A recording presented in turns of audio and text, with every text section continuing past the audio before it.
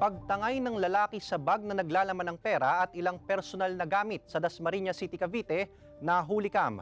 Tutukan yan sa report ni Paul Hernandez. Masdan ang lalaking ito na bumaba sa isang jeep sa Barangay Fatima 2, Dasmariñas, Cavite. Naglakad ito at nilampasan ang isang tindahan pero bumalik ilang saglit. Doon na niya mabilis na kinuha ang isang sling bag sa tindahan. Pag-aari ni Virgie ang pwesto na tindahan ng buko. Kwento niya, umalis lang daw siya saglit para bumili ng merienda ng apo.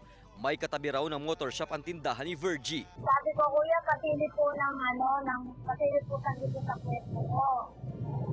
Ngayon po, nakita po nila tumayo ng kulay blue.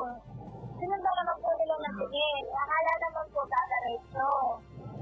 Ngayon po, yung po nila ngayon, nakatutok na po sa motor. Hindi po nila napansin na bumalik. Nasa 3,000 pisong cash daw ang laman ng bag na ninakaw ng lalaki. Laman din daw nito ang mga importanteng gamit at ID.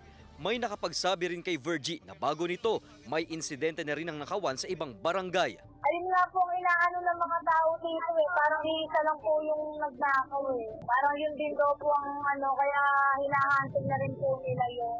Problemado si Virgie dahil ang ninakaw na pera ang ipambibili sana ng mga buko na ibebenta. Hindi pa rin daw nila nakikita ang nasa likod ng pagnanakaw. Ayon sa biktima, hindi pa nila naire-report sa pulisya ang insidente. Patuloy na nakikipag-ugnay ng GMA Regional TV Balitang Southern Tagalog sa pulisya ukol sa insidente. Paul Hernandez, Balitang Southern Tagalog.